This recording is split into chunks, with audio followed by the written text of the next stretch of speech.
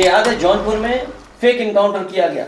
अभी प्रतापगढ़ की घटना है जहां एसटीएफ का एक कस्टोडियल डेथ है प्रतापगढ़ की, उसमें आपने क्या कार्रवाई की? अगर इस पर भी लाग लपेट के बयान सामने आएंगे तो आप समझ सकते हैं कि किस तरह का संदेश आएगा। क्या आप वोटों के खोने के डर से आप किसी घटना को राजनीतिक चश्मे से देखेंगे? आज हम बात करेंगे बदायूं की खबर की, जिस खबर को देखने और सुनने के बाद किसी की भी रूह कांप जाए, कलेजा मुंह को आ जाए। बदायूं में एक हंसता खेलता परिवार बिखर गया और 2 मासूम बच्चों की हत्या हो गई। इन मासूम बच्चों की कोई गलती नहीं थी, बावजूद इसके इन्हें मौत के घाट उतार दिया गया, नृशंस हत्या हुई। बदायूं में क्या कुछ हुआ है, अगर आप इससे वाकिफ हैं तो भी, अगर आप इससे वाकिफ नहीं हैं तो भी इस खबर को तह तक जानना आपके लिए जरूरी है। बदायूं में बाबा कॉलोनी में एक परिवार रहता है। विनोद अपनी पत्नी संगीता के साथ, उनकी मां भी रहती है और 3 मासूम बच्चे, 13 साल का एक बच्चा, 7 साल का दूसरा बच्चा और एक और बच्चा। 13 साल का आयुष और उसके अलावा अहान जो कि 7 साल का था, इनकी मौत हो जाती, इनकी हत्या की गई। और हत्या किसने की? सड़क के पार एक सैलून है जिसे साजिद और जावेद नाम के 2 भाई चलाते हैं। साजिद और जावेद को ये बच्चे जानते थे, वहां पर हेयर कट के लिए जाते थे। अचानक 19 तारीख को शाम 7 साढ़े 7 बजे ये दोनों भाई विनोद के घर पहुंचते हैं। विनोद जो कि घर से दूर रहकर नौकरी करते हैं, परिवार में उनकी पत्नी, 3 बच्चे और उनकी मां रहती है। वहां पर जाके जावेद और साजिद ही बताते हैं कि साजिद की जो पत्नी है वो गर्भवती है और उसकी डिलीवरी होनी है और उसे महिला हॉस्पिटल में एडमिट करवाया गया है। ये जानकारी दी गई और कहा गया कि आप 5,000 रुपए की मदद कर दीजिए, दुकान बंद हो चुकी है, कल ये पैसे लौटा दिए जाएंगे। संगीता जो कि सड़क के इस पार जिस जगह पर घर है, वहां पर फर्स्ट फ्लोर पर उनका एक ब्यूटी पार्लर है, तो वो अपने पति को फोन करती हैं और ये कहती हैं कि सामने जो सैलून चलाने वाले दोनों युवक हैं वो आए हुए हैं और 5,000 रुपए की मांग कर रहे हैं, जरूरत आ गई है। ऐसे में एक भले इंसान की तरह विनोद अपनी पत्नी से कहते हैं कि आप इस पैसे को दे दीजिए, मदद कर दीजिए और हो सकता है ये कल वो पैसे वापस मिल जाएंगे। तो साजिद को 5,000 रुपए देने की जो मांग थी उस पर सहमति हो जाती है। संगीता 5,000 रुपए उसे देती है और ऐसे में साजिद ये कहता है कि उसे ठीक नहीं लग रहा है, 11 बजे डिलीवरी होनी है, 2-3 घंटे का समय है और ऐसे समय में उसे बेचैनी हो रही है, तो वो फर्स्ट फ्लोर पर जाना चाहता है, थोड़ा वक्त यहां गुजारना चाहता है। संगीता ऐसे में कहती है कि ठीक है भैया आप जाइए, हम आपके लिए चाय बना देते हैं। और वहां से वो फर्स्ट फ्लोर पर जाता है, साथ में वो आयुष को ले जाता है। आयुष जो कि 13 साल का बच्चा है, उसे साथ ले जाकर कहता है कि आप ब्यूटी पार्लर दिखा दो मुझे। वहां पर जाकर ब्यूटी पार्लर देखने के बहाने दोनों बच्चों पर, पहले आयुष पर उसके बाद आहान पर हमला किया साजिद ने। जो डिटेल्स पुलिस की ओर से सामने आई है और जो अभी तक परिवार वालों ने या आस पड़ोस के लोगों ने जो जानकारी दी है, उस आधार पर यह जानकारी हम आपको दे रहे हैं। इसके बाद उन दोनों बच्चों की हत्या कर दी गई और इतनी तेजी से सब कुछ होता है। जो एक और बेटा है पीयूष, वो जाकर देखता है और इसे नजर आता है कि दोनों भाइयों पर हमला हुआ है। उसे भी पकड़ने की कोशिश साजिद करता है, लेकिन वो किसी तरीके से वहां से भागता है और नीचे जाकर अपने परिवार को, अपनी यानी मां को और दादी को इस बात की जानकारी देता है। पूरे इलाके में हड़कंप मच जाता है। सूझबूझ दिखाते हुए गेट को बाहर से बंद कर दिया जाता है, पुलिस को सूचना दी जाती है। जावेद वहां से भाग गया। इसके बाद पुलिस वहां पहुंचती है और साजिद को गिरफ्तार करती है। बाद में जावेद को पकड़ा जाता है और जो जानकारी है कि 2 से 3 घंटे में पुलिस ने एनकाउंटर कर दिया साजिद का, यह कहते हुए कि उसने भागने की कोशिश की, फायरिंग की और उसके बाद जवाबी कार्रवाई में पुलिस ने यह कदम उठाया। लेकिन पूरे इलाके में इसके बाद तनाव फैल जाता है।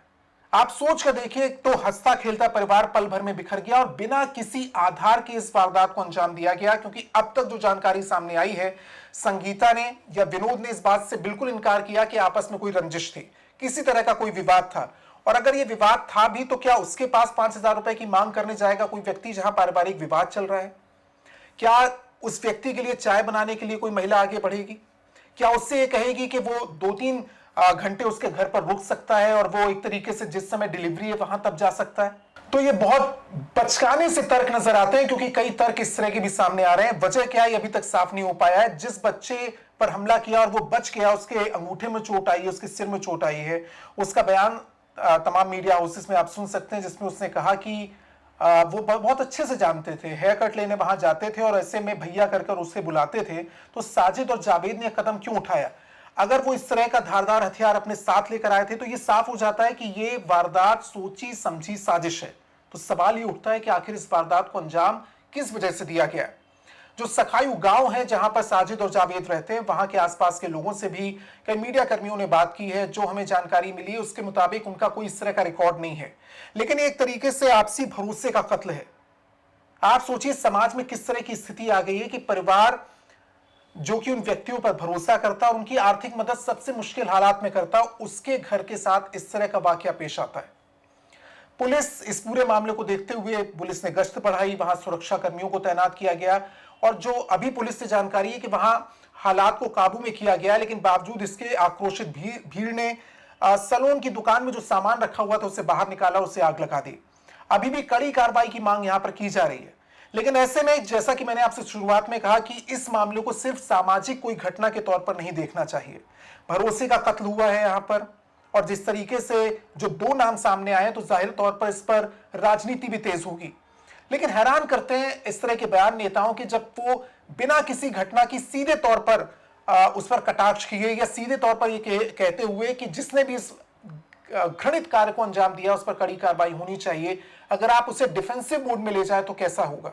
समाजवादी पार्टी सुप्रीमो अखिलेश यादव की ओर से कहा गया कि वाकई ये घटना बहुत निंदनीय है, लेकिन एक तरीके से वो सरकार को निशाने पर ले रहे हैं। सरकार को कटघरे में खड़ा करते हुए कहते हैं कि सरकार का जो ध्रुवीकरण का माहौल बना है पार्टी विशेष की तरफ से, बीजेपी की तरफ से, उस वजह से इस तरह की घटना हुई है।